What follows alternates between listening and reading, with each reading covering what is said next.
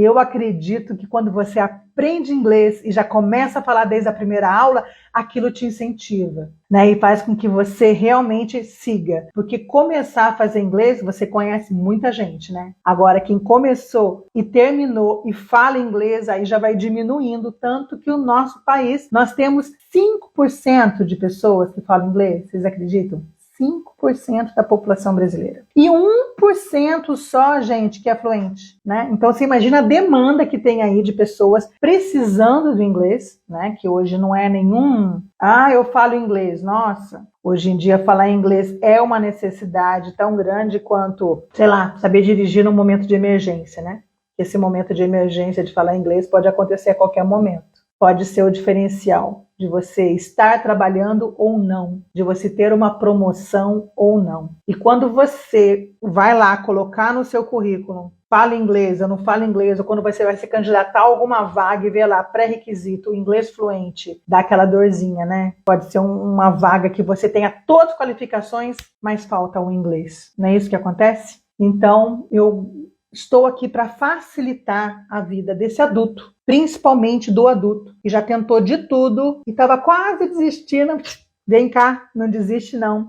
Eu vou te ajudar a falar inglês e desde a primeira aula. E hoje nós vamos falar sobre o seguinte. Muita gente me procura e fala assim, Adriana, eu até entendo, eu respondo muito e-mail, meu trabalho é todo em inglês, tudo que eu leio é tudo em inglês, eu entendo tudo, eu me viro bem na leitura, eu até entendo tudo, mas na hora de falar, eu travo. Quantas vezes eu já ouvi isso? E pode ser o seu caso. Você consegue responder e-mail porque você ficou condicionado àquilo, que é sempre o mesmo contexto? Ou o vocabulário dentro do seu meio ali de trabalho, dentro do seu mundo, ou na química, ou na medicina, ou né, quem trabalha numa parte mais burocrática também pode ter aquele mesmo vocabulário sempre, quem trabalha em TI. E aí você acostuma com aquele vocabulário, até um vocabulário que eu não conheço, né? Porque é um vocabulário daquela área. Quando eu vou fazer tradução para alguém da engenharia, eu fico apanhando, procurando as palavras. Porque, por exemplo, vou abrir um parênteses aqui. A palavra wear, de vestir, W-E-A-R, é vestir, mas dentro da engenharia ela não é vestir. Dentro da engenharia ela significa desgaste. Então, a palavra, você pode estar acostumado com aquela palavra num contexto, mas quando você escuta alguém falando,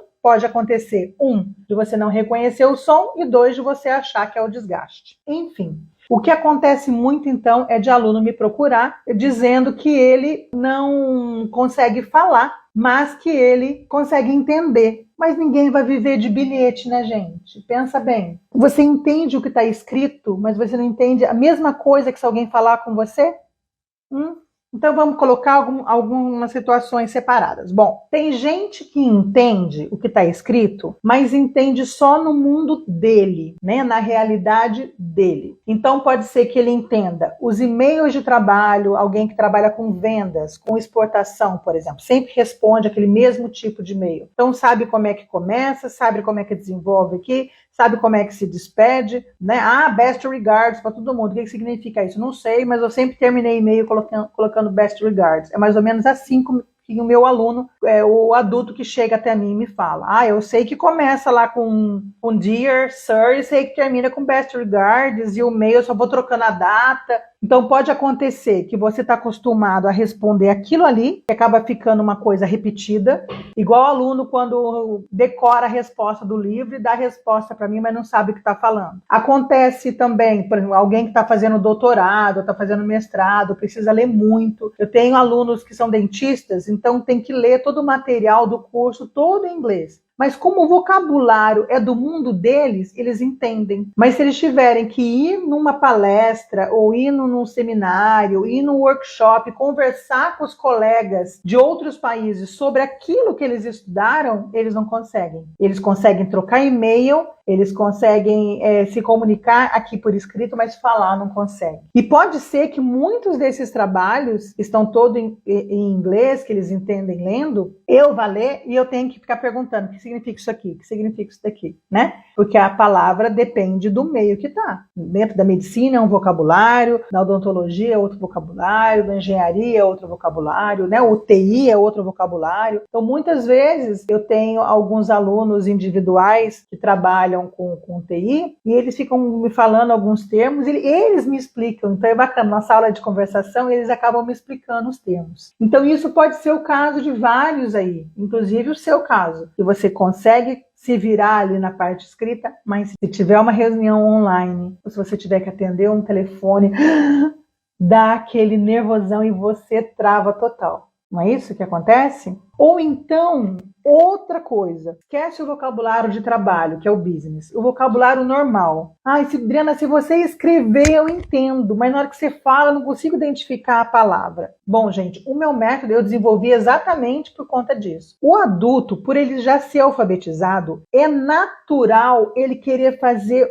o link com a língua mãe. Então a gente fica procurando o jeito que escreve, é meio normal. É o indicado? Não é o indicado, mas é normal? É normal. Então, por exemplo, se eu estou falando lá unbelievable, e aí você fica unbelievable, mas como é que escreve? Aí quando eu escrevo a palavra unbelievable, o que vai acontecer?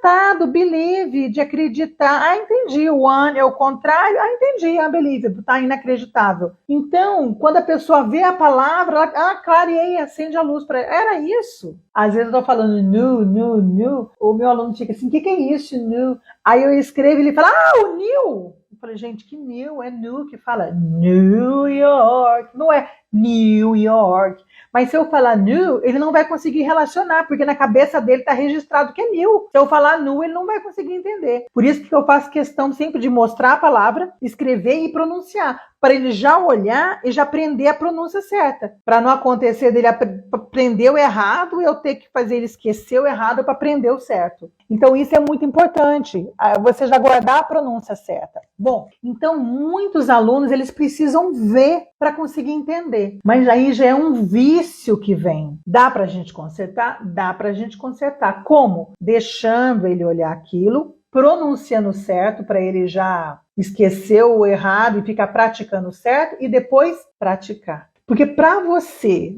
ter domínio da parte oral, como você tem de ler e escrever, você vai conseguir isso como? Com muita prática. Então, o que eu quero é que você consiga começar com pequenos diálogos, né, sobre aquele assunto que você já entende, e depois você vai aumentando até você conseguir, sei lá, fazer uma videoconferência, ou fazer uma apresentação que seja em inglês. Então, se você consegue entender a parte escrita, a gente vai começar a aprender a parte oral daquele assunto que você já domina. Mas a gente tem que focar no quê? Na pronúncia.